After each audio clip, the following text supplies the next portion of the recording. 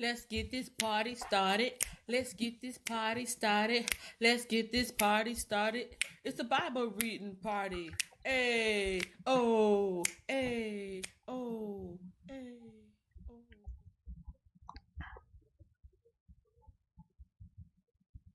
All right, testing. I know there was like 4 minutes left, but I didn't need the extra time. I thought I did.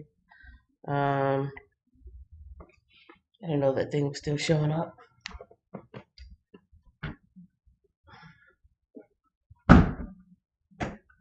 Oh well, it won't be perfect. It won't be perfect. I'm just trying to have some stuff cleared out of here. Let me know if you guys can hear me.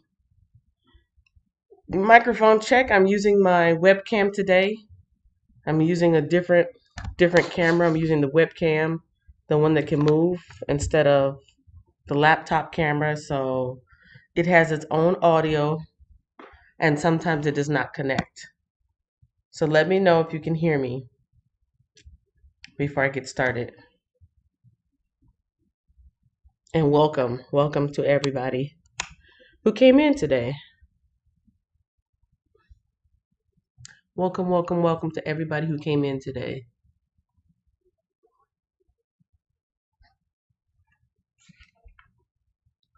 Unable to chat, please try again later. I thought that was already done.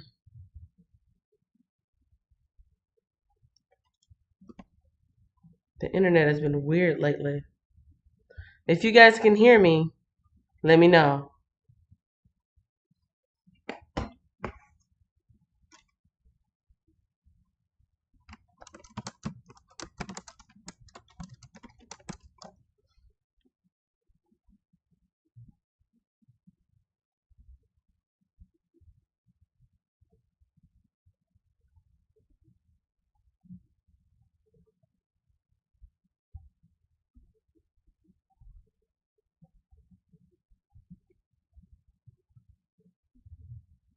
Hmm. This is the same thing that was happening to Miss Tina's yesterday. I have a feeling people might be saying hello, but I can't see it. So let me look on my phone.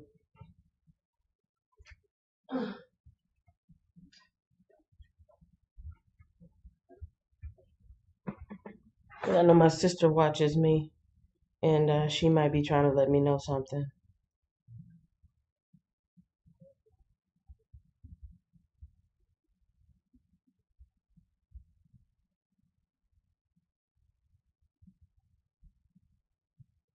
Okay.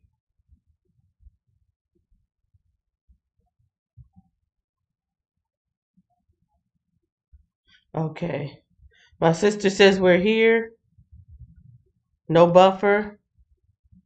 All right. Can you type something in the chat so I can see if it pops up? Cause oh, in the chat moving. Okay. I was in my YouTube friend Miss Tina's chat yesterday, and the exact same thing happened. I don't look like I'm buffering, but the chat is not moving. And she ended up ending her live stream. So at least I know that something is going on. I mean, at least I know that things are active, but I don't know what. But yeah, this is starting to be something. This is starting to be a problem on YouTube, not just with me, but with other people. I'm hanging out with other people and they're experiencing the same thing. The only difference is at least she was on for 2 or 3 hours before it happened. So I'm gonna refresh. I'm gonna refresh. Well, first I said I was gonna check my phone, didn't I? I'm checking my phone to see if one of my family members will let me know. But I'm also gonna log in and see what the chat looks like. If I can see the chat on my phone, one of my family members will let me know. Yeah, but I'm also that's what I just said. Okay, well, I won't touch anything. YouTube is having some issues. YouTube is getting real glitchy lately. So even though I can't read you guys in the chat on the computer, I got my phone, so I'm logged in on my phone, and I don't know what happened. I don't know. I don't know what's going on with YouTube lately. So I'm not gonna touch anything on the laptop. Thank goodness I've got my phone here, and I'll just put my phone right here next to the camera, so you can hear me. That's good. Sometimes I use my webcam, the one the camera that's built into the laptop, and sometimes I use the plug-in one because for me it seems like it's a little bit clear. It doesn't look very clear today. It actually looks kind of turn some of that other light. I have like different multiple light sources trying to get a different look here, but I don't like how that one makes me look yellow. So I'm just gonna deal with the white light. Okay, that's okay. That's good. Thank you all for your patience, and thank you for letting me know that the chat is good. Whatever's going on with YouTube, I hope they fix it. I hope they fix it because not everybody can look at multiple sources to make sure they're okay, and not everybody has somebody to call them and say, "Yeah, you're good." So thank you, thank you, thank you. The time is now 7:30, y'all. I'm a little bit late. I already explained why in the chat earlier, so thank you for your patience. It's like that sometimes, but yes, today is. Man, why am I so yellow? I think it's just the webcam. This webcam has a different color to it. And plus, if I'm looking at it on my computer or if I'm looking at it on my cell phone, it has a different each thing that you watch on has a different color. Let me get off of that. Okay, so good morning, good morning. The time is now 7:31. It is Wednesday. Hump day, y'all. It's hump day. Today is Wednesday, April 29th, 2020. Even though I can't see you guys, I'm going to still try to highlight anybody that comes in. I'm going to highlight anybody that comes in. Let me test it out on my side. Because, I mean, obviously I can type on my side, but I just can't see you guys typing. There's always something, isn't there? Nobody said it would be easy. And it's really slow. Oh, yeah, it's buffering on my side real bad. But on my phone, it looks okay. But on YouTube, it looks like it's just buffering, buffering, buffering. That's funny. It's almost like YouTube wants you to give up. It's almost like they want you to just say, "No, this is too hard. I don't want to do this anymore." Almost seems like it. But I'm looking at my phone and I'm doing good. Okay, I cannot highlight people's names because I just highlighted Miss Nicole who said, "Bless the button." That's the last thing that I see. Bless the like button. That's the last thing I see. I'm trying to highlight you. You're not being highlighted. So, okay. And so now that's that. So yes, today is Wednesday, April 29th, 2020. We're going to keep it moving. We're going to keep it moving, even though there's some technical issues here. For those of you who are new here, welcome. Matter of fact, let me use my phone to scroll down and say hello, since the YouTube studio is not acting properly. We got Katahdin Cooking Mama's Homestead. First person in the room. At least I hope so. I'm in top chat right now, so I'm just going off of what I see. Hit the like when you enter the room. God, thank you and God bless. I will be in and out. I have to work today. Okay. Thank you for letting me know, and thank you for stopping in. That's my little bot talking. Arlinda Dorsey. Good morning, everyone. Give me a moment to change the thumbnail. Oh, that was me. Because we're in a new book today. We finished Romans yesterday. We're doing Judges today. So when I came on live, I had to manually change that out. Mermaid Stars is in the house saying, "Hey, can y'all be listening as I'm getting ready for an appointment?" Okay. Eva Frazier, I gave my thumbs up. Give your thumbs up, everyone. Thank you, thank you. Tummy. The Wheel says, "Good morning." Katahdin says, "8 in the house. Hit the like button, please, and thank you." Then that's me letting you guys know why I had to push the time back. Yes, my tummy was a little sensitive this morning. Nicole says, "Good morning, 40 fam." Arlinda, yes, bless that thumb. Bless that thumbs up. Bless that thumbs up. Bless that thumbs up. I'm going to come up with a whole album. By the time I get done, I have a whole album. Life of Key. Life of Key says, "Good morning." And then that's my bot. Jumping in. Bless the like button, y'all. Hello to all. Rock and Rollers in the house again. Welcome back. Welcome back. I like that. Bless the button. Yeah, isn't that nice? It's real nice and it's so fitting. It's really, really nice. Rock and Roll says, "Be right back." That's BRB for those of you who don't know. Be right back. We got the "You got this." And we got the peace sign. Eva Frazier says, I'm ready for the Bible reading party. Let's get this party started. Let's get this party started. Let's get this party started. It's a Bible reading party. Yes, that's what kind of party this is. All the issues are hitting at once today. Okay, thank you for confirming Mermaid Stars. It started yesterday and it might have even started before then, but I did notice in somebody else's it's Cuckoo for Cocoa Puffs. I'm buffering still. Uh-oh. Hopefully you have gone out and come back in.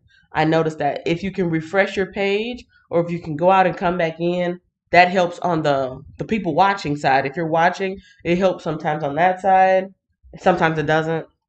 The reading hasn't started yet. Got 9 minutes, but refresh and should connect. Oh, that's what I just said. Yeah. I need to do last minute corrections, Rock, so I'll be right back. Okay, Bun, I need to refresh here. How y'all feeling this morning about this Bible reading? And any recap thoughts on yesterday? Yesterday was the finale of Romans. Romans was kind of like Romans reminds me of I don't know, like somebody who you look up to, but they're kind of stern and they're kind of strict, and you know they don't mess around, but you like them because of that. And they're like, I don't know, like Romans is like that older brother or sister that's super serious and always Paul. Romans had me feeling some kind of way in a good way. I have patience for the Bible reading, but don't have patience for this laptop to turn on. Mine, I actually shut mine for the first time because it's always open and always going. I said, let me get this thing a rest. Then it didn't want to really turn on. It gets slow, it gets stuck.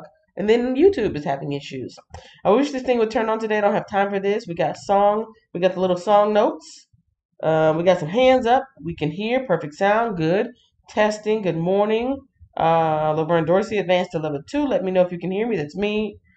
Okay, good, good, good. Hello. Everyone type in bless YouTube. Yes, please. Let's all do a quick prayer. Lord, bless YouTube. Lord, I know this may seem superficial, but whatever this demon is, this spiritual digital demon, yes, yes, that's the word. Lord, I pray in the name of Jesus. I rebuke this digital demon.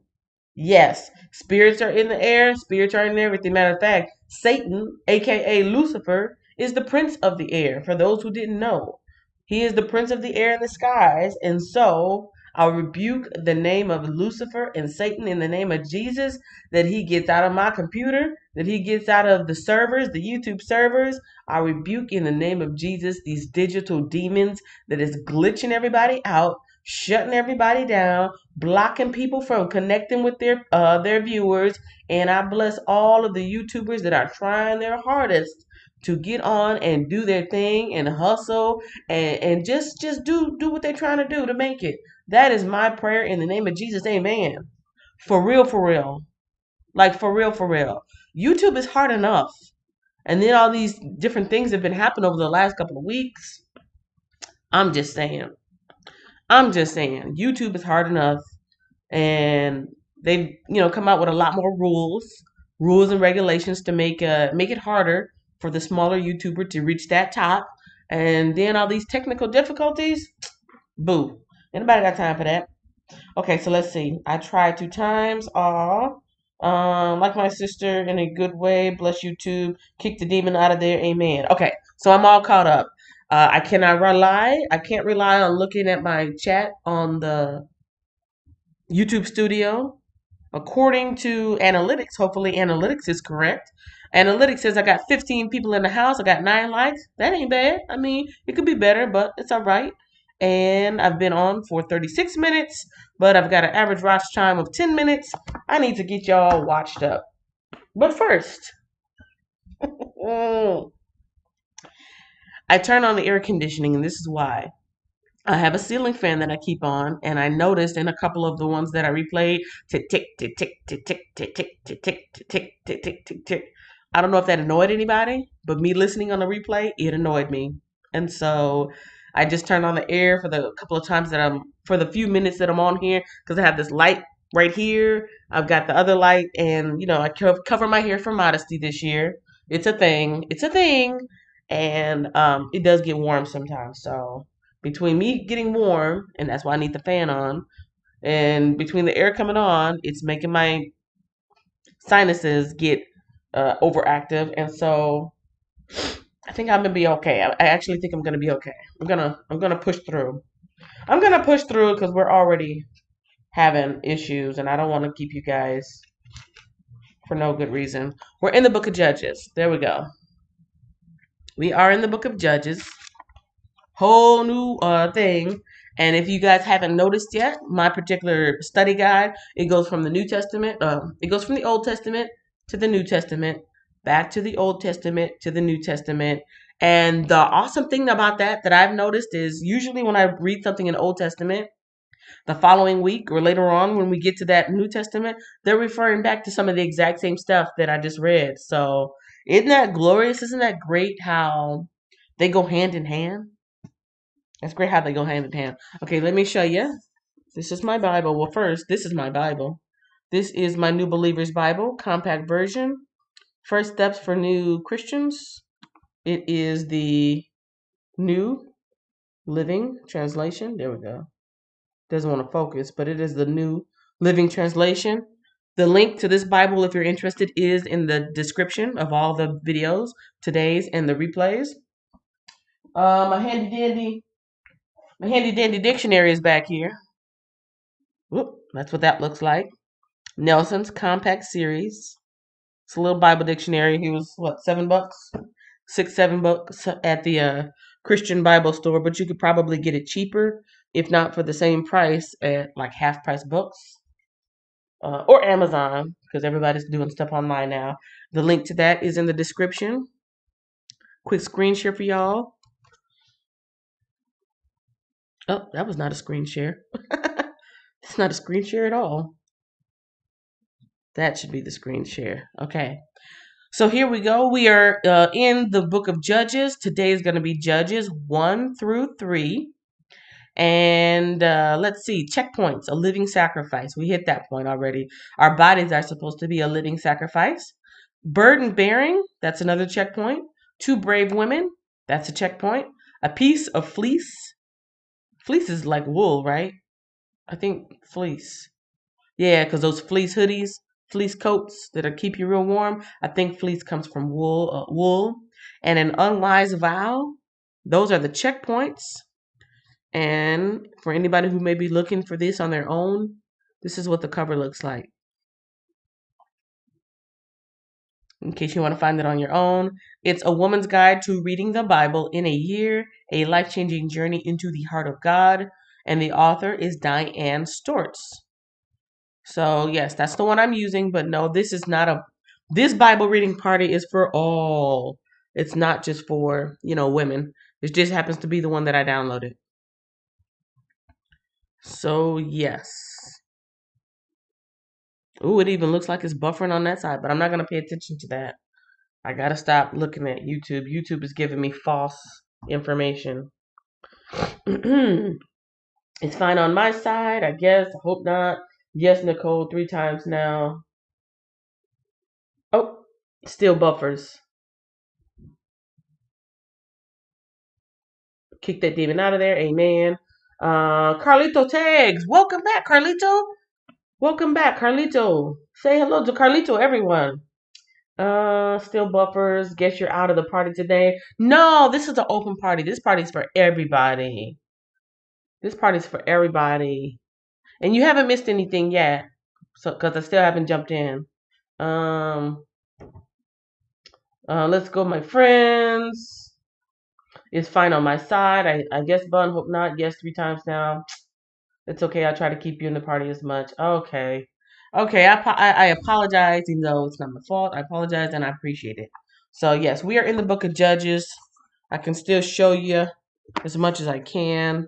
You know what? I'm hoping on the replay, if you have time and if you want to. I'm hoping that if you come in on the replay, once it's already processed, you'll be able to watch it without all this craziness. I hope so. Hey, what's all that slamming on the doors out there? Good morning, Keiko. My daughter walking around slamming all these doors. So Judges, and that's what the intro looks like. Good morning. What you walking around slamming all these doors for? You want to come say hello to the live? No? I put some. Hey, don't let that cat in here, girl. This is a non-cat live stream. No more cats in the live. There's some supper for you in the oven. It's wrapped up. I mean, it's breakfast now. Huh? I ate it. Oh, you ate it. Good. All right. Sorry about the interrupt you guys. Okay, so we're in the book of Judges. This is a book about backsliding. Ooh, wow, they tell you right in the beginning. This is a book about backsliding, defeat, and God's gracious deliverance. When the Israelites forgot God, He allowed them to be oppressed by a neighboring country, and then they cried out to God, who raised up judges to deliver His people. They tell you straight up. This book is about backsliding. The author is probably Samuel. The date written, unknown, and the genre is narrative. So that's the little intro prologue to this part. That's funny because it literally says this book is about backsliding. Let's see. This book is about backsliding, defeat, and God's gracious deliverance. That's funny. Let me put this right here because I'm looking for the chat and then I'm looking in the wrong spot. Okay, it's fine on my side. Hope not. 3 times. Rock, if you have a laptop, try the laptop or reset the internet on your side. See if that helps. I'm here, but around 30 seconds, it's buffering. Hey, Homestead. Let's go, my friends. No, the laptop isn't here anymore. Good morning, baby 40. Yeah, baby 40. No, that's 20. Get it? I'm 40. She's 20. Okay, Kenya, focus. Chapter 1, the Book of Judges. But first, let me drink something. Today's live stream is not sponsored by 7-Eleven Replenish, a knockoff brand of Gatorade.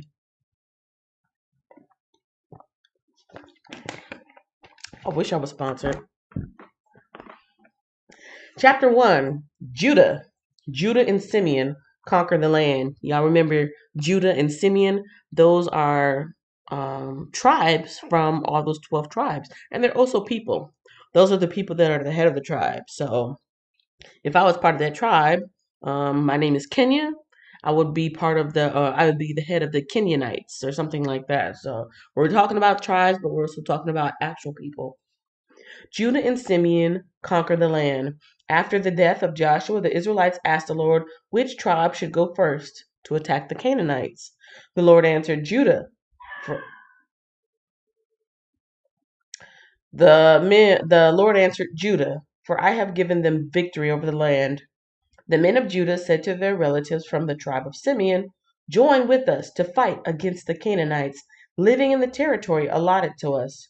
Then we will help you conquer your territory. So the men of Simeon went with Judah. When the men of Judah attacked, the Lord gave them victory over the Canaanites and Perizzites, and they killed 10,000 enemy warriors at the town of Bezek.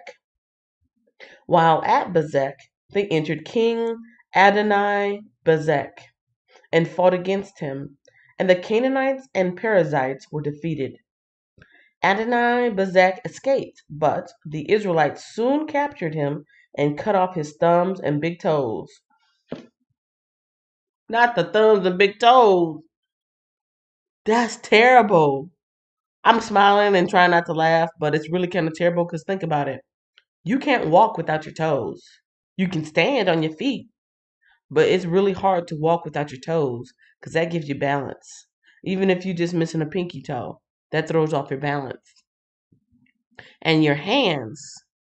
Yeah, you can still use your hands to paw at things, but without your fingers, you can't grab anything.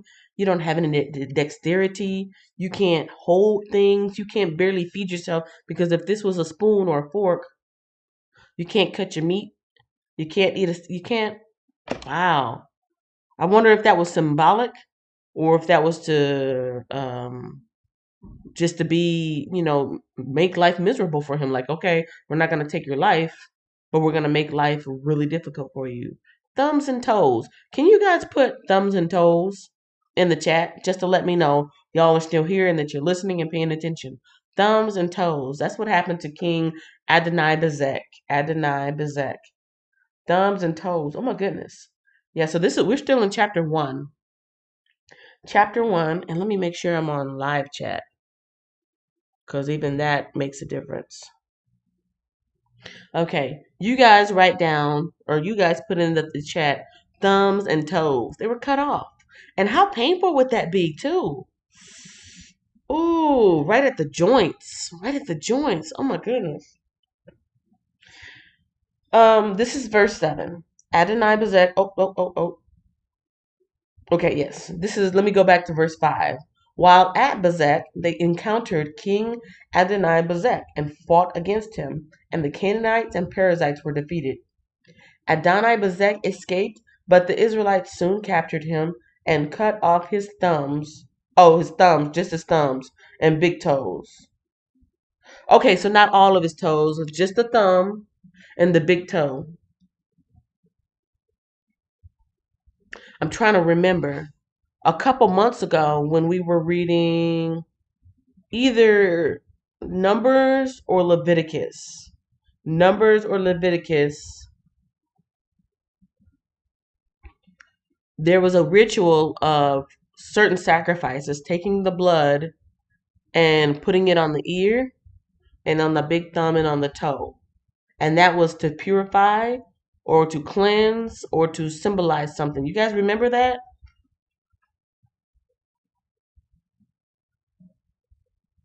I want to say it was I want to say it was in Leviticus. I think it was in Leviticus, because Leviticus was a lot of those laws broken down. Leviticus was that book where it was very tedious to get through. There were so many laws and so many offerings and so many, it was very, very detailed, and going through it, a lot of it was kind of intense, as somebody says. I think either Bunnies on Strike said that. I don't remember. But somebody said, yeah, it gets a little intense. I said, oh, that's a very diplomatic way of saying it. Purification. Yeah, I think that was in Leviticus, where the priests, after the sacrifice, they would take that blood, put it on their ear, put it on their thumb, and put it on their big toe. So now they are cutting off the big toe and thumb of this king. So there's definitely some symbolism there. Don't know what it is, but there's some symbolism. Okay, now let me go on to verse 7. Adonai Bezek said, I once had 70 kings with their thumbs and big toes cut off, eating scraps from under my table. Now God has paid me back for what I did to them. They took him to Jerusalem, and he died there. The men of Judah attacked Jerusalem and captured it, killing all his people and setting the city on fire. Then they went down to fight the Canaanites living in the hill country, the Negev and the western foothills. Judah marched against the Canaanites in Hebron, formerly called Kiriath Arba, defeating the forces of Shishai, Ahiman, and Talmai. From there, they went to fight against people living in the town of Debir, formerly called Kiriath Sefer. Caleb said, excuse me. Caleb said, I will give my daughter Aksa in marriage to the one who attacks and captures Kiriath Sefer. Othniel, the son of Caleb's younger brother, Kenaz, was the one who conquered it, so Aksa became Othniel's wife. When Aksa married Othniel, she urged him to ask her father for a field. As she got down off her donkey, Caleb asked her, What's the matter? She said, Let me have another gift. You've already given me the land in the Negev. Now please give me springs of water too. So Caleb gave her the upper and lower springs. When the tribe of Judah left Jericho, the city of palms, the Kenites, who were descendants of Moses, his father-in-law, traveled with them into the wilderness of Judah. They settled among the people there near the town of Arad in the Negev. Then Judah joined with Simeon to fight against the Canaanites living in Zaphath, and they completely destroyed the town. So the town was named Hormah. In addition, Judah captured the towns of Gaza, Ashkelon, and Ekron, along with their surrounding territories. And so we're still pretty much in the middle of chapter 1. Let me check in with you guys. Be right back trying to fix this. Thumbs and toes, thumbs and toes, thumbs and toes. Yes, thumbs and toes.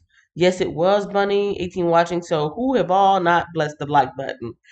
Who all shall bless the like button shall be blessed. Well, bless everybody who's in here. Okay, let me go on to chapter 19. How was my reading today, you guys? I had some new visitors in yesterday, and they gave me some feedback, and I'm really trying to take it to heart. They said that it would be nice if I slowed down a little bit so that they could take notes and also so that they could understand a little bit better. So I'm trying, I'm actually consciously reading a little bit slower, but I speak fast. I naturally speak fast and I'm a fast reader. So hopefully, if you guys are taking notes or maybe people who are listening with that English is not their first language, I do need to be mindful of that. Not everybody listening, English is their first language. And so let me know if it's too slow or if it's at a good pace. All right, still in chapter 1, verse 19, talking about Israel fails to conquer the land. Uh-oh. The Lord was with the people of Judah, and they took possession of the hill country. But they failed to drive out the people living in the plains, who had iron chariots. The town of Hebron, who was given to Caleb as Moses had promised, and Caleb drove out the people living there, who were the descendants of the 3 sons of Anak. And y'all remember the Anak, right? The Anakites, those giants, those really, really big giants. Well, you know how that is. You can't please everybody, and maybe they can catch you on the replay. I think you're doing fine. Yeah, I kind of thought that myself. But I'm trying to make sure I am as accessible as I can to everybody. My first thought was that. That was my first thought. But the more I think about it, when you become a YouTuber, it's 50-50. 50% of what you want to do, and 50% is a little bit catering to the needs of your viewers because the viewers make the channel. So I appreciate that. You confirming what I kind of thought, but I do have to keep other people in mind. So it comes with the territory. Verse 21 says, the tribe of Benjamin, however, failed to drive out the Jebusites who were living in Jerusalem. So to this day, the Jebusites live in Jerusalem among the people of Benjamin. The descendants of Joseph attacked the town of Bethel, and the Lord was with them. They sent men to scout out Bethel, formerly known as Luz. They confronted a man coming out of the town and said to him, show us a way into the town, and we will have mercy on you. So he showed them a way in, and they killed everyone in the town except that man and his family. Later, the man moved to the land of the Hittites, where he built a town. He named it Luz, which is its name to this day. Oh, that's kind of messed up, though. If you think about it, that's kind of messed up. Here's my town. I just happened to be coming out. I guess right place at the right time. Maybe the Lord found favor with that particular person. He said, hey, we're about to take over your town. Show us how to get in. We will spare you and your family. They take over the town of Luz, and the man goes and builds another town. Like, well, so long, old Luz. This is new Luz. It's not funny, but it's kind of messed up. Okay, verse 27. The tribe of Manasseh failed to drive out the people living in Bethshan. Beth, remember Beth? Tanakh, Dor, Ibleam, Megiddo, and all their surrounding settlements because the Canaanites were determined to stay in that region. When the Israelites grew stronger, they forced the Canaanites to work as slaves, but they never did drive them out completely out of the land. Verse 29, the tribe of Ephraim failed to drive out the Canaanites living in Gezer, so the Canaanites continued to live there among them. Uh-oh. My phone just went down to 15%. Sorry for the buzzing. The tribe of Ephraim failed to drive out the Canaanites living in Gezer, so the Canaanites continued to live among them. The tribe of Zebulun failed to drive out the residents of Kitron and Nahalol, so the Canaanites continued to live among them. But the Canaanites were forced to work as slaves for the people of Zebulun. Verse 31. The tribe of Asher failed to drive out the residents of Akko, Sidon, Alab, Akzib, Helba, Aphik, and Rehob. Instead, the people of Asher moved in among the Canaanites who controlled the land, for they failed to drive them out. This is a lot of failure. This is a lot. I mean, I think that's what it said. Israel fails to conquer the land. I mean, really, like everybody, all these different tribes are having uh, trouble driving these people out. Verse 33. Likewise, the tribe of Naphtali failed to drive out the residents of Beth Shemesh and Beth Anath. Instead, they moved in among the Canaanites who controlled the land. Nevertheless, the people of Beth Shemesh and Beth Anath, were forced to work as slaves for the people of Naphtali. As for the tribe of Dan, oh, little old Danny. As for the tribe of Dan, the Amorites forced them back into the hill country and would not let them come down into the plains. The Amorites were determined to stay in Mount Heres, Aijalon, and Shaalbim. But when the descendants of Joseph became stronger, they forced the Amorites to work as slaves.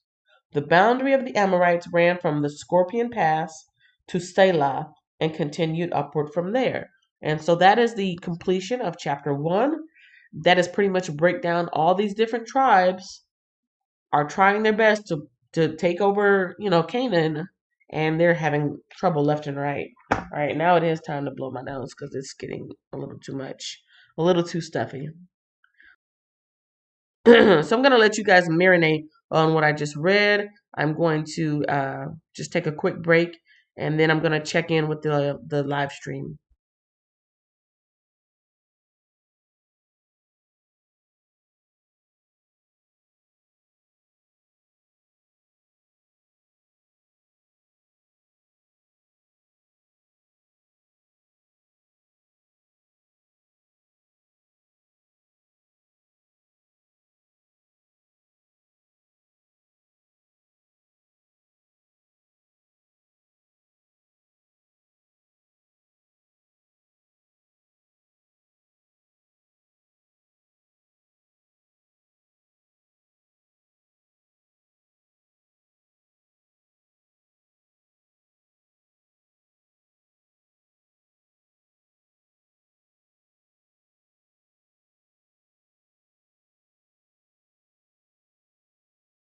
As I was saying, I hope that I did hit the right button for the mute and that you guys did not hear the elephant trumpets blowing.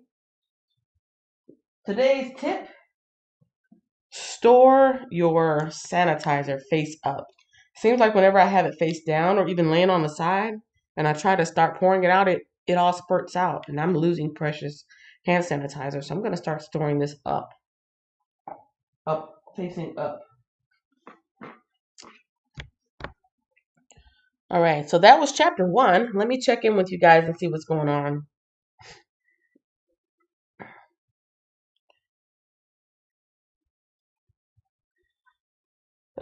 You can't please everybody. Maybe they can catch you on the replay. I think you're doing fine. Yesterday's Bible reading was an absolute delight. I was blessed.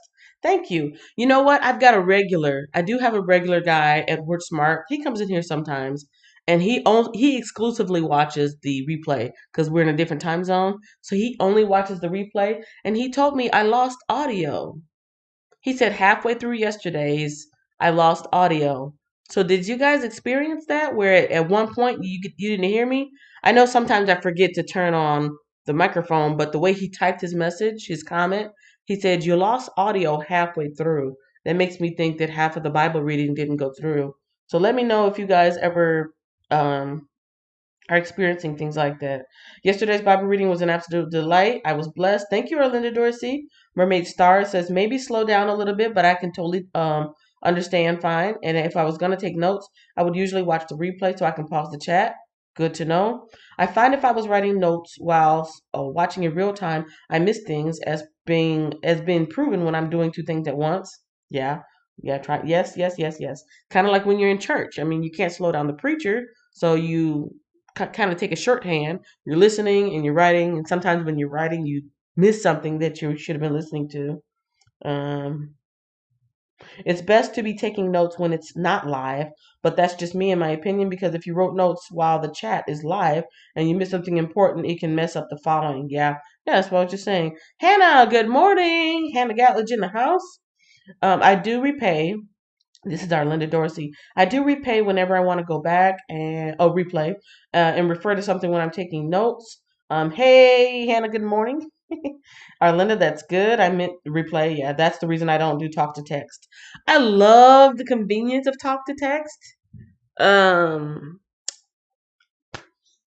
Sometimes it does not say exactly what I'm saying, and I don't realize it till after the fact, and so I have to go back and let somebody know. Okay, that was a typo. I do that a lot, like a lot. Ask my sister because I exclusively, almost exclusively, use talk to text when I'm doing talk to text with her on Facebook, and then I have to put like a little star of it. I'll put a little star like I meant this. I meant this. And another thing that somebody that I had a discussion with somebody the other day is if you are using talk to text, like right now, I can use talk to text on my phone to leave a message, right? Hold on. I can use talk to text. I am currently using talk to text. Okay. I want you to look at something really quick on my phone here.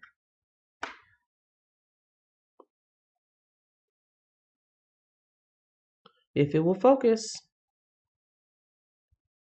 Maybe I just got to give it a minute. Here we go. I am currently using talk to text. Okay. Look at my screen up here. You notice how it's paused? I am paused on the screen. I'm no longer live. For people who may not know this, and not everybody knows it because I didn't know it when I first started doing it. When I use talk to text, I'm pausing the live. I'm no longer live. So I'm going to hit that message. I don't know why. That's not even what I said. See? That's not what I said. I am currently using talk to text for this message. Send. Okay, so the message pops up and then I start taking off. So as you can see, the live stream is going to pick up where I left off. I'm no longer live. Here I am. I'm talking live, but this is delayed. So for anybody who is using talk to text, please be aware of that. Every time you use talk to text, you're going to pause the live. And as the live is going on, you're still going to be here. And if every time you use it, you pause it and the live is still going, but it's getting further and further ahead of you. And every time you use talk to text, you pause it and it keeps getting further and further ahead. So it will be a big delay. So I might be talking about A, B, and C when you do the talk to text. And when you come back on, I might be on XYZ at that point. And so you might be responding to something different.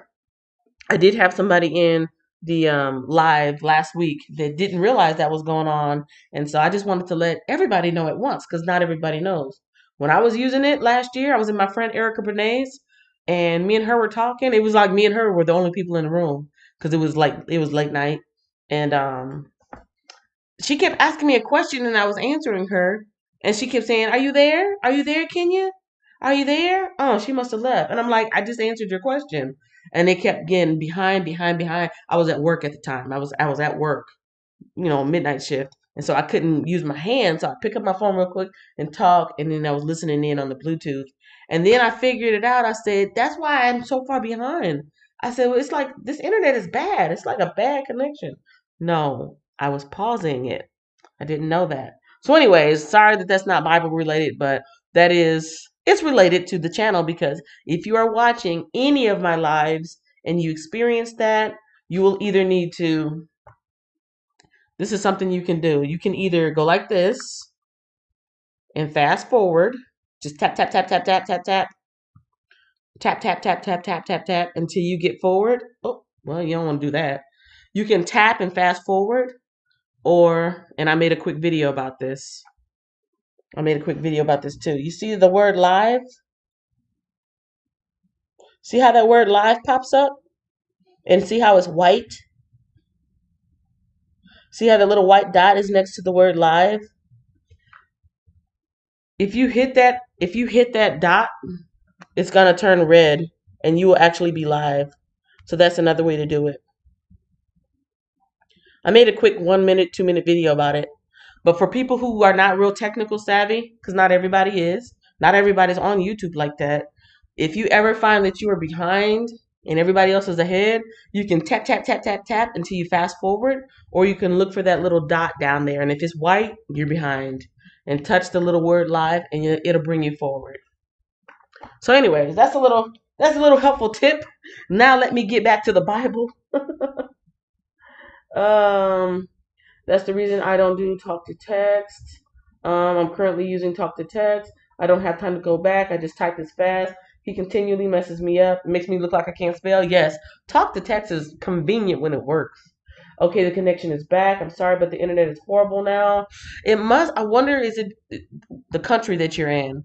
I know one of you is in the UK, right? And the other one is in the Netherlands. You did say Netherlands, right? So I wonder, is it the reception there? I'm sorry, Rock. I understand right now we're talking about talk to text, but we were talking about the failure. I meant to say he. See what I mean? I'll stick to what I do best. Test. Yeah, some people are better with talk to text. Some people are better with typing. And then like me, I'm on a laptop. I can actually type faster than I can do stuff on my phone. Go figure. Okay, I told myself I was not gonna get off track today. I'm going to try to stay on track and I'm going to try to speak as clearly and as slowly as possible. So, thank you for your patience, guys. I want it to be enjoyable for everybody. That's why I'm like allowing the critiques. I don't mind critiques because I want to be the best. I want to be the best and I want to make sure I am as accessible as possible to everyone. So, let's move on to chapter 2. Chapter 2 is talking about the Lord's messenger comes to Bochum.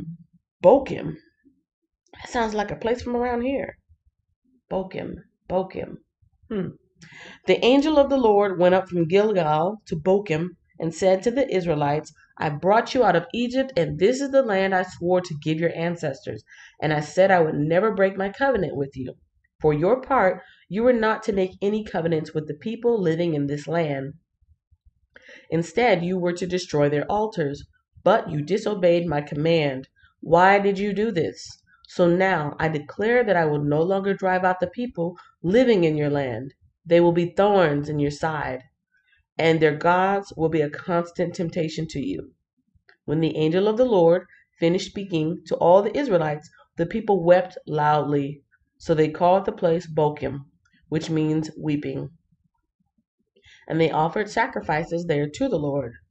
So that's the Lord's messenger coming down, explaining why there was this lack of success, why there was all this failure.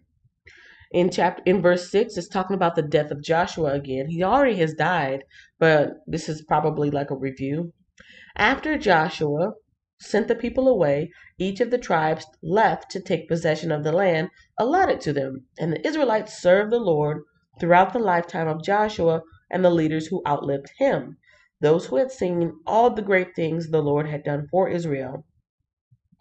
Joshua, son of Nun, the servant of the Lord, died at the age of 110.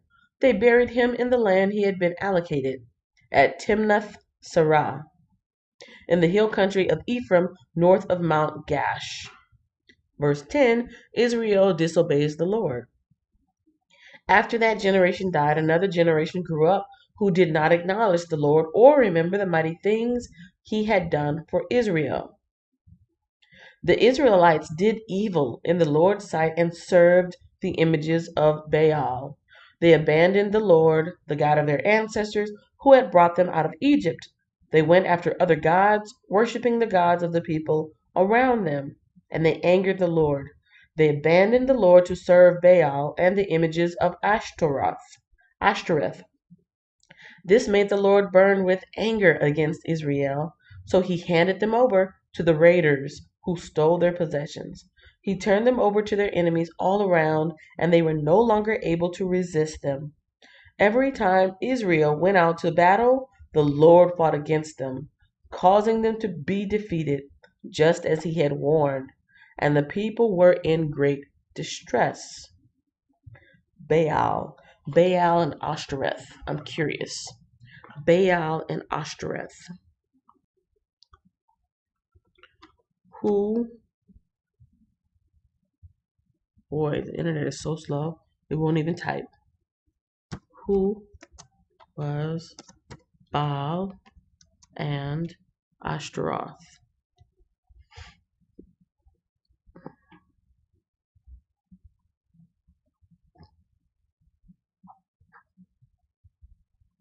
All sources concur that the male prostitution was an element of worship of Asherah. The other name linked to Baal in the Hebrew Bible is Ashtoreth. This appears to be a combination of the words Ashtarth, a Phoenician variation of Astarte, and Boshet, a Hebrew word meaning shame. Hmm.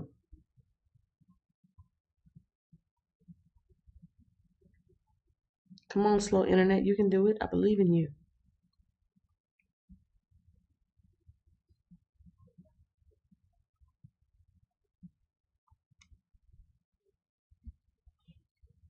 So this is what I get when I type in who was Baal, and Ashtoreth, and I read a quick summary definition of it.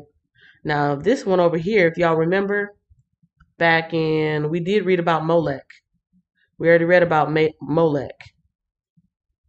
Molech was one of the guys, and that's this one over here on the right. See if I can get it to the center. Molech was this one here. People were sacrificing their babies. People were sacrificing their babies to this statue that was actually like an oven. You see the people stoking the flames in the back. They were worshiping these gods like Molech, and they were actually sacrificing their living, alive, perfectly healthy babies to this god Molech. We learned about that in Deuteronomy. And then this is some representations of some of the Canaanite gods and goddesses. Asherah or Ashtoreth,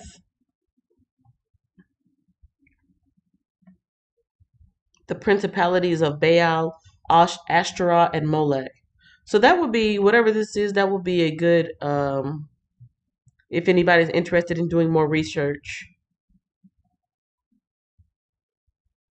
you can go down a rabbit hole if you want. But I just like, sometimes from time to time, I do like to do a little bit of back research instead of just reading.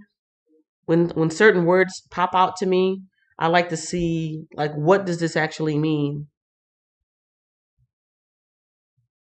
And yes, you are seeing what you're seeing. The Starbucks logo is up there. So yeah, I'm gonna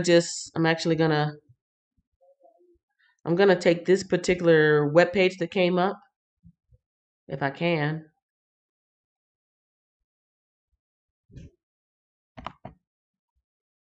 I don't think I can. Sometimes you can save a page. I don't know if I can save a page or not. No. Okay, that's fine. Because this is I can just copy and paste this, but it's a really long one. I'm gonna copy and paste this, and I'll put it in the live stream edit. So if anybody wants to later on, they can go back and do a little bit of research on their own.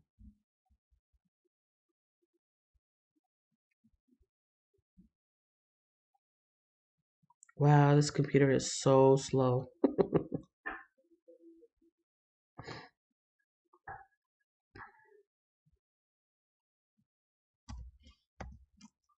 This is a reference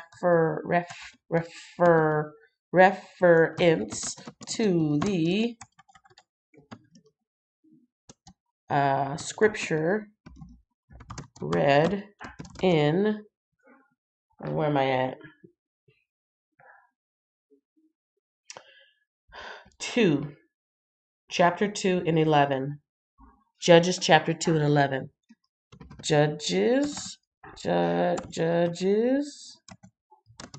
2 and 11. And it's a really, really, really long. See how long that is? But that's okay. It's a really, really long link. But if anybody's interested in coming back, they'll be able to do that there.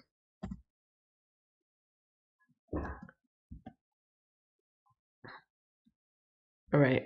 So I get curious. I get curious, and when I see certain things, I want to know more. I don't want to just read the Bible straight through. I want to understand who was who, what was what, why did they do that, what's the point of that. Like when I kind of made a big deal about the thumbs and toes, like I figure if I ask myself these questions as I'm reading it, it will make better sense to me, and then the overall story will make sense to me. So for those of you who are like, she goes off topic way too much, I try not to. I apologize, but when it comes to the actual scripture stuff, I do like to dig a little bit deeper. But there's that link for anybody who wants to go look some more stuff up. Some of it looked kind of scary. Some of it looked a little disturbing, especially the Starbucks logo. But yes, that link is there for your referral reference. That link is in there for your reference if you want to look back to it. Okay, let me see. Oh my goodness, my phone is about to go because I'm at 5%.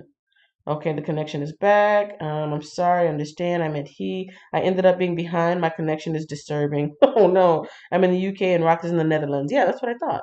I'm grateful for the replay. I can hear it on my earbuds while I'm working, but it's hard to chime in on the chat. That's how it is when I'm at work. For those of you who don't know, I work at a factory. It is a place that will remain unnamed.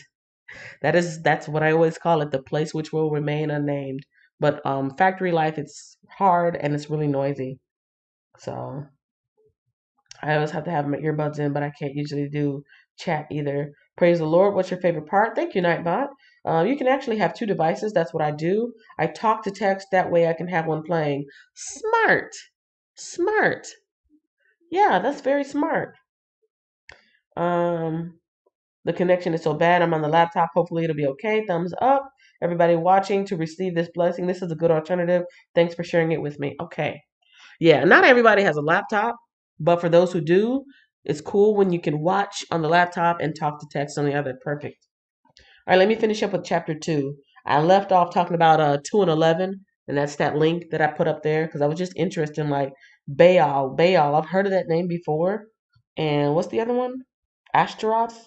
Ashtoreth.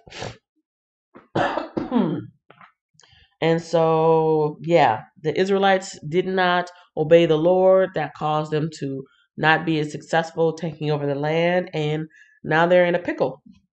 Now we're in verse 16. The Lord rescues his people. Then the Lord raised up judges to rescue the Israelites from their attackers. Yet Israel did not listen to the judges, but prostituted themselves by worshiping other gods. Whoa. That's kind of deep, the way they wrote that. Yet Israel did not listen to the judges, but prostituted themselves by worshiping other gods. Now, is this a literal meaning, or are they speaking figuratively? How quickly they turned away from the path of their ancestors who had walked in obedience to the Lord's command. Is that a literal meaning?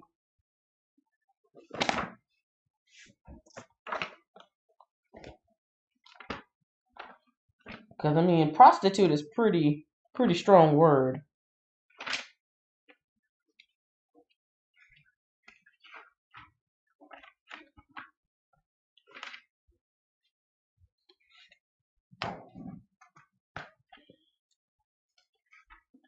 Good old classic King James. Chapter 2 and 11 talked about the children of Israel did evil in the sight of the Lord. Did that.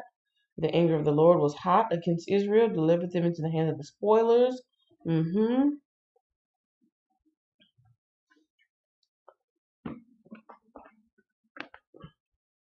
Verse 16.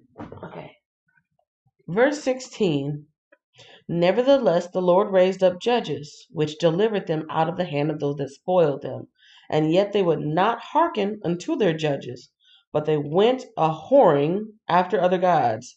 Oh, there's no getting around that word. There's no getting around that word. That is pretty, yeah, okay. I just want to verify. I didn't know if they were, literally speaking or figuratively speaking. Yes, King James said they went whoring after other gods.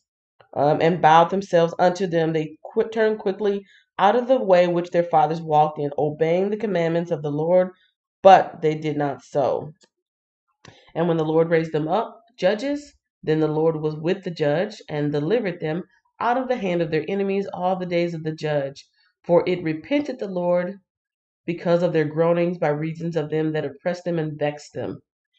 Oh, don't be vexed. Ooh, whoring and prostitution. Juicy, juicy, juicy parts today. Juicy, juicy, juicy. Okay, so let me go back to my modern New Believers Bible. Then the Lord raised up judges to rescue the Israelites from their attackers. Yet Israel did not listen to the judges, but prostituted themselves by worshiping other gods.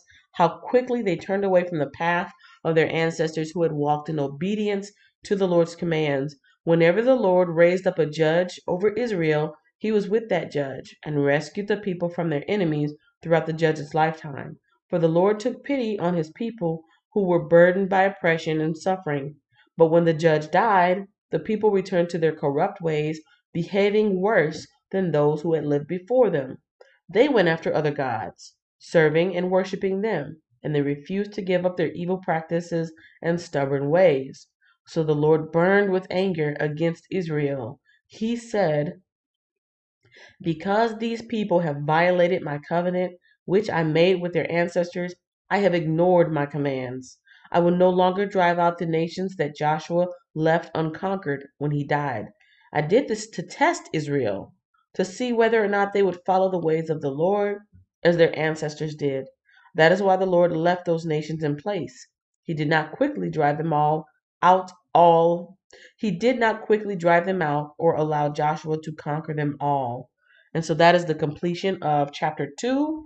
I'm going to take a quick pause to plug in my phone because that's my only source of communicating with you guys. I need to make sure. Oh. Oop, oop, oop, oop, oop. Okay, here we go. I don't know why I didn't do this before. I guess I was just busy. Ooh, I was at 2%. Ooh, speaking of burning, I was playing with fire there. Okay, I'm at 2% and I'm charging. And let me see. The connection is so bad. I'm on my laptop. Hopefully it'll be okay. Thumbs up to Kenya. That's a good alternative. God bless you, Mermaid. Thank you. God bless you too. Okay, so I'm caught up with you guys. Let me dive on into chapter 3 so we can finish this up because I know I did have a rocky start. I apologize. The nations left Canaan. The nations that are left in Canaan. So now we are talking about the nations that are left in the land of Canaan. These are the nations that the Lord left in the land to test those Israelites who had not experienced the wars of Canaan. He did this to teach warfare to generations of Israel who had no experience in battle. These are the nations. These are the nations. The Philistines, or the Philistines, those living under the 5 Philistine rulers. All the Canaanites, the Sidonians, and the Hivites, living in the mountains of Lebanon from Mount Baal Hermon to Lebo Hamath. These people were left to test the Israelites, to see whether they would obey the commands the Lord had given to their ancestors through Moses. So the people of Israel lived among the Canaanites, Hittites, Amorites, Perizzites, Hivites, and Jebusites, and they intermarried with them. Israelites' sons married their daughters, and Israelite daughters were given in marriage to their sons, and the Israelites served their gods. In verse 7, Othniel becomes Israel's judge. Remember, Othniel was the one that married, was that Joshua's daughter? Aksa. I'm going back to verse 1. Oh, that was Caleb. Good old Caleb. Remember Caleb? I was 40 years old when y'all made this promise I was gonna get my land. I'm 80 years old right now, and I'm still as strong. You better believe I want to get my land. And Joshua was like, you know what, Caleb? You're right. You are owed something, and we want to give it to you, brother Caleb. That was Caleb. That was Caleb from Joshua, the book of Joshua. So Caleb's daughter. Caleb said, "I will give my daughter Aksa in marriage to the one who attacks and captures Kiriath Sefer." Othniel, the son of Caleb's younger brother, became Othniel's was the one who did it, and so Aksa became Othniel's wife. So now we're talking about Othniel again over here in verse 7, chapter 3, verse 7. Othniel becomes Israel's judge. The Israelites did evil in the Lord's sight. They forgot about the Lord their God, and they served the images of Baal and Asherah poles. Asherah poles. We read about that too, real quick. We read about that too in Leviticus or Deuteronomy. Asherah poles. Because there was a command, when you go into this place, destroy all the Asherah poles. And I just want to give you guys a quick visual of something that they might have seen that they were not supposed to do and that they were supposed to worship.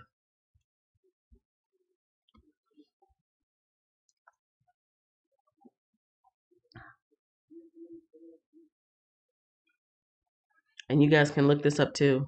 So this is one guy who is looks like he's destroying an Asherah pole. That looks like some examples of Asherah poles.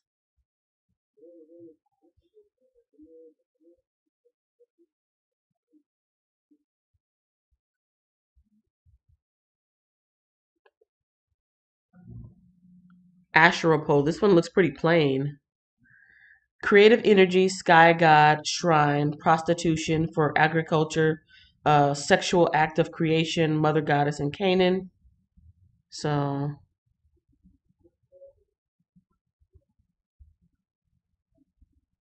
and some of these look like you know what. I don't think I have to say it, but it's pretty obvious what some of these do look like. And since it's all talking about, sexual energy, cosmic sexual energy, prostitution, it actually makes sense that some of these look the way they might look. And again, here's some here's some nice scandalous stuff to look at as well that goes on this page talking about these Asherah poles. Just for some visuals. And that's Ashera, Asherah, or sometimes it's pronounced Ashtoreth. Ashtoreth. Hey, get that cat out of here. All right. All right. Sit. Okay, so let me come on back to y'all. Let me come on back. If you're interested in that particular link as well, I can put that in the description. So that way, when you come back to this replay after it's already done, you can come to the chat and you can hit that link or the other one, or you can go to the description and you can look at that on your own. Say hi, Tulip. Hi, Tulip. Say goodbye, Tulip. Goodbye, Tulip.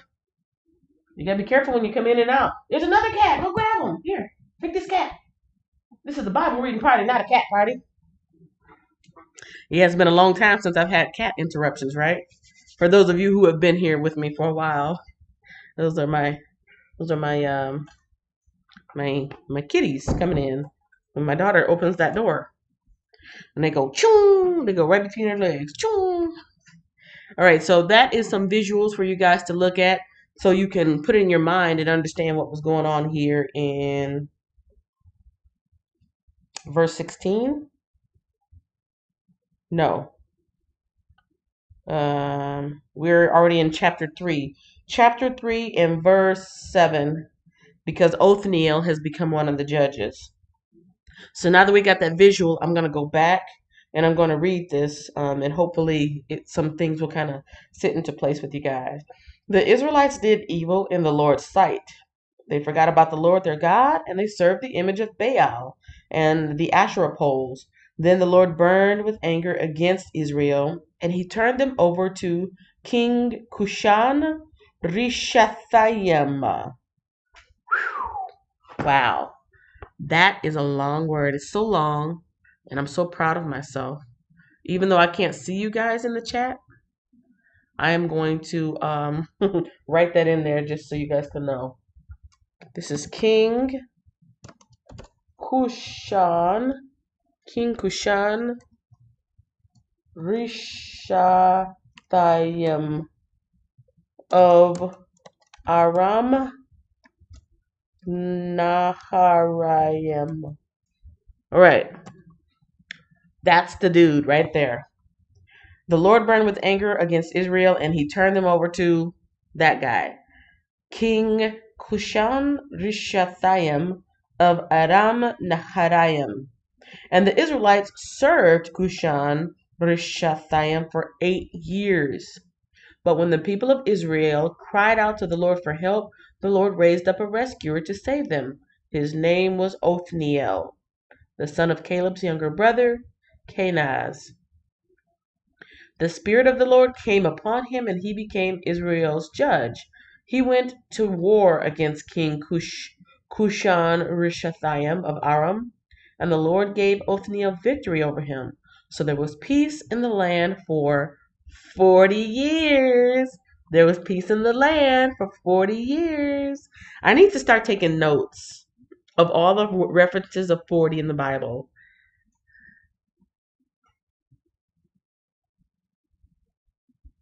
I'm writing that down. I just like it. Okay, almost done. Almost done. We're still in chapter 3. Let me check in with you guys. Praise the Lord. You can actually have 2 devices. Connection is bad. Thumbs up to Kenya. That's a good alternative.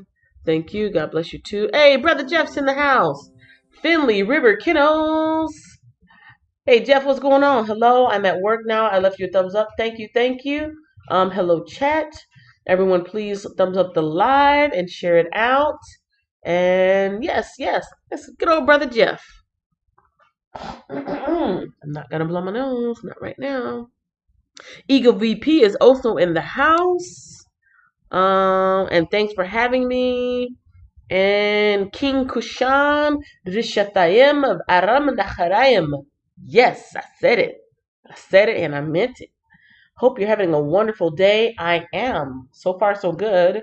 I hope the internet is really good on you guys' side because it has been kind of hinky here and there. All right, we're almost done, you guys. Let's go to verse 12. Chapter 3 and verse 12. Ehud becomes Israel's judge. I'm wondering, in my mind, a judge is someone who hears a case, they weigh the information, they weigh the facts, and they make a decision. Why were these people called judges? I'm curious. But first, I'm gonna finish reading. I'm gonna finish reading chapter 3, and then I'm gonna see what information I can find in my Bible dictionary because it seems like they should have been called something else. I guess I don't know. Warriors, judges. It throws me off. Ehud becomes Israel's judge. Once again, the Israelites did evil in the Lord's sight, and the Lord gave King Eglon of Moab control over Israel because of their evil. Eglon enlisted the Ammonites and Amalekites as allies, and then he went out and defeated Israel, taking possession of Jericho, the city of palms. And the Israelites served Eglon of Moab for 18 years. Jerah, a left-handed man of the tribe of Benjamin. I wonder why that was important to say that. A left-handed man. Okay, so we got a southpaw in the house. Cool. His name was Ehud, son of Jerah, a left-handed man of the tribe of Benjamin. The Israelites sent Ehud to deliver their tribute money to King Eglon of Moab. So Ehud made a double-edged dagger that was about a foot long, and he strapped it to his right thigh, keeping it hidden under his clothing. He brought the tribute money to Eglon, who was very fat. That's what the Bible says. After delivering the payment, Ehud started home, with those who had helped carry the tribute. But when Ehud reached the stone idols near Gilgal, he turned back. He came to Eglon and said, I have a secret message for you. So the king commanded his servants, Be quiet, and he sent them all out of the room. Ehud walked over to Eglon, who was sitting alone in a cool upstairs room, and Ehud said, I have a message from God for you. As King Eglon rose from his seat, Ehud reached with his left hand, pulled out the dagger strapped to his right thigh, and plunged it into the king's belly. The dagger went so deep that the handle disappeared beneath the king's fat. So Ehud did not pull out the dagger, and the king's bowels emptied. Then Ehud closed and locked the doors of the room and escaped down the latrine.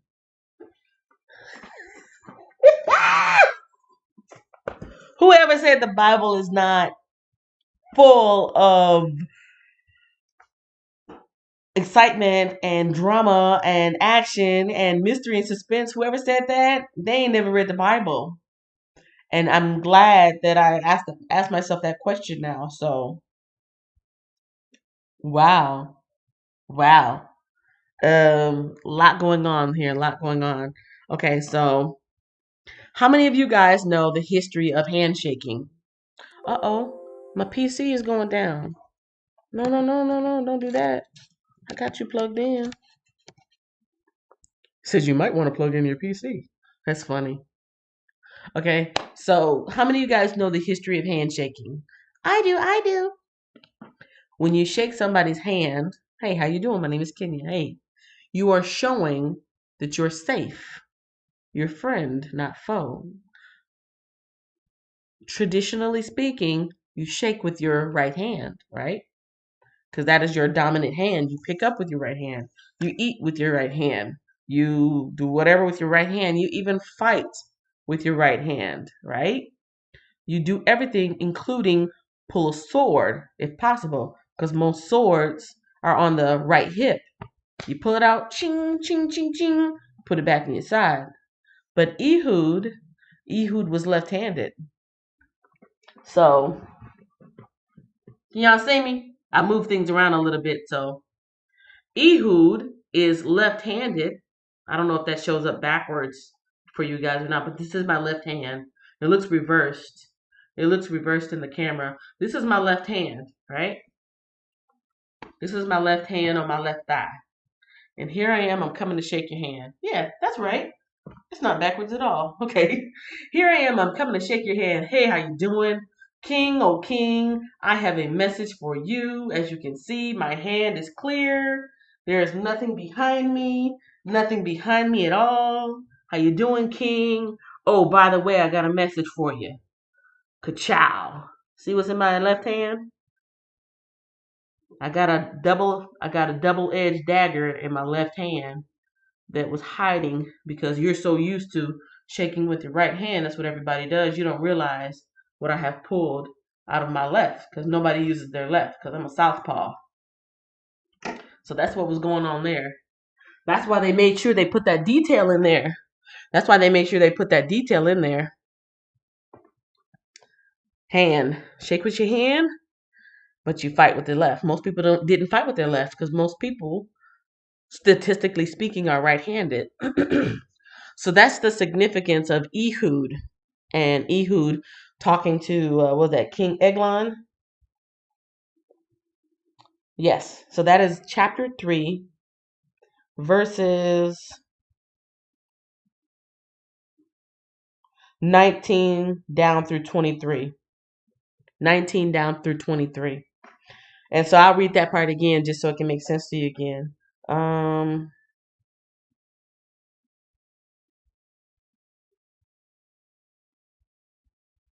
Okay, I'm going to start back at 15 and I'm just going to finish it on out. This is chapter 3, verses 15. But when the people of Israel cried out to the Lord for help, the Lord again raised up a rescuer to save them. His name was Ehud, son of Jerah, a left-handed man of the tribe of Benjamin. The Israelites sent Ehud to deliver their tribute money, which is kind of like taxes, but it's not. It's kind of like, hey, you want us to keep, you got a nice store here, eh? Really nice store. I hate for anything to happen to it, you know. Good thing you got guys like us to keep things all nice and tidy for you. Isn't that right? Isn't that right? I'd say something like $300 a month would keep this place nice and safe. What do you think, Vinny? Yeah, that's what I think so too, Sully. I know that is so wrong, but I'm trying to make a point. Tribute money. Tribute money. It's not something that they actually had to pay. So, anyways, and I apologize for anybody who I offended with that. I apologize. I apologize. I apologize. I apologize. I apologize. Verse 15. But when the people of Israel cried out to the Lord for help, the Lord again raised up a rescuer to save them. His name was Ehud, son of Jerah, a left handed man of the tribe of Benjamin. The Israelites sent Ehud to deliver their tribute money to King Eglon of Moab. So Ehud made a double-edged dagger that was about a foot long, and he strapped it to his right thigh, keeping it hidden under his clothing. He bought the tribute money to Eglon, who was very fat. After delivering the payment, Ehud started home with those who had helped carry the tribute. But when Ehud reached the stone idols near Gilgal, he turned back. He came to Eglon and said, I have a secret message for you. So the king commanded his servants, Be quiet, and he sent them all out of the room. Ehud walked over to Eglon, who was sitting alone in a cool upstairs room, and Ehud said, I have a message from God for you. As Eglon rose from his seat, Ehud reached with his left hand, pulled out pulled out the dagger strapped to his right thigh and plunged it into the king's belly. The dagger went so deep that the handle disappeared beneath the king's fat, so Ehud did not pull out the dagger, and the king's bowels emptied. And Ehud closed and locked the doors of the room and escaped down the latrine. Now, there's a little star here, and usually when there's a star next to a word, that means in the postscript there's an explanation. No! No, no, no, no, no, no, no.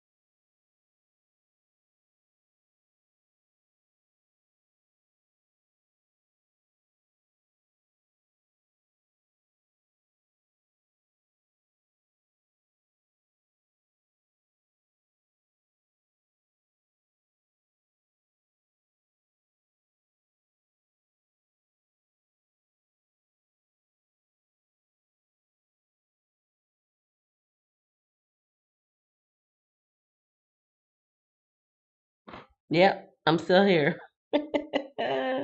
It's kind of scary if you think about it. Hold on, y'all. Try and put my little head cover back on. Okay, so I'm back on. Um, that's what, 30 minutes? 30 minutes later?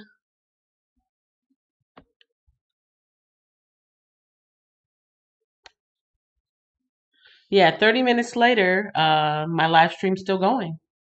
That's kind of scary because, let me see. Hold on. That's kind of scary because my laptop died, but the live stream was still going. And as soon as my laptop powered back up, I mean, I'm good thing I got on clothes. Good thing I'm decent. Good thing, I'm not doing anything I'm not supposed to be doing because my camera was capturing from the moment I came back on live. So, anyways, for anybody who's still here, I think it says it was like one person. One person was in the room that whole time. They never left. It said one person was in the room that whole time. So, for those of you who hung out and was like, I don't know what's going on. For those of you who didn't realize, I did have to open up a whole nother live stream from my phone, which I had never did before. I went to YouTube and did a live stream from the YouTube app, which I had never done before. Now I have that ability to do that, go live, and it's a whole different setup. It's a whole different setup. So here I am in a bubble, talking like a real talking head. And in either case, thank you, thank you, thank you. I don't know if anybody will actually ever watch this part since it's like 30 minutes later. 30 minutes of buffering. No. 30 minutes of buffering, 30 minutes of a black screen, 30 minutes of me being frozen there. But yeah, for anybody who is still in the room, I do thank you. Let me see. Let me look at my analytics real quick because I know yep, I lost everybody. I had 19 people in the room, and then everybody left. But then there was one person in there that whole time. And it looks like it might be 2 people watching me or 5 people watching me. Yeah. So anyways, that's it, everybody. I'm going to, yeah, 8:55. So my moderator, Nicole, helped me out. Big shout out to Nicole. She dropped the link in for the other stream that I did from my phone. I don't think anybody said anything else after that fact. But yeah. And then I had to do my little outro song live. So that was cool. In either case, I have 13 likes in this room. I had a total of 19 people in this room. I do everybody that was in here is and will be blessed. To all the people who listen on the replay, be blessed. To people who jump in on that little I think I did it for like 18 minutes. 18 minutes worth of me finishing up chapter 3. Be blessed. Let me grab the link to this one so that people will know. This particular live stream broke down, picked up somewhere else, coming back. It's weird, I don't know, but I'm gonna just finish it out. So at this point, I'm just going to do my outro and let it go. And you guys have a great day. Thank you to everybody who joined me and who watches on the replay.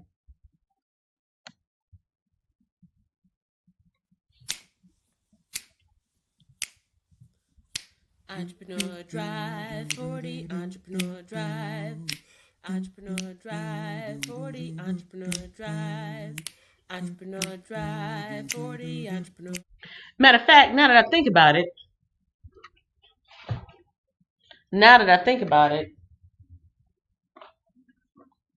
I already read it at the other one. I know this is messed up. Kenya, what's going on? What is going on, Kenya? I'm back. And this is how I'm going to do this. I'm going to finish it out the right way. The live stream broke down at some point. I had to create another live stream. Now that the live stream here is back up and running, I'm going to pick up where I left off. So you can listen to chapter 3 right now, or you can listen to it on the other one, but I will be finishing. So I'm just going to go straight through where I left off. This is chapter 3, verse 24. It's a very short piece, and then I'm done. After Ehud was gone, the king's servants returned and found the doors to the upstairs room locked. They thought he might be using the latrine in the room, so they waited. But when the king didn't come out after a long delay, they became concerned and got a key. And when they opened the doors, they found their master dead on the floor. While the servants were waiting, Ehud escaped, passing the stone idols on his way to Seirah. When he arrived in the hill country of Ephraim, Ehud sounded a call to arms. Then he led a band of Israelites down from the hills. "Follow me," he said, "for the Lord has given you victory over Moab, your enemy." So they followed him, and the Israelites took control of the shallow crossings of the Jordan River across from Moab, preventing anyone from crossing. They attacked the Moabites and killed about 10,000 of the Moabites, of their strongest and most able-bodied warriors. Not one of them escaped. So Moab was conquered by Israel that day, and there was peace in the land for 80 years. And in verse 31, Shamgar becomes Israel's judge. After Ehud, Shamgar, son of Anath, rescued Israel. He once killed 600 Philistines with an ox goad. That's all I had to finish, and so now I finished it. You can hear that same thing over at the other live stream that I did for about 18 minutes.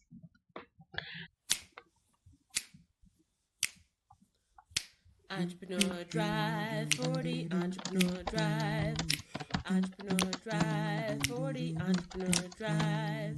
Entrepreneur Drive 40, Entrepreneur Drive. Thanks for watching, share, like, and subscribe. Thanks for watching. See you at the next Bible reading party, 7 a.m. Central Standard Time.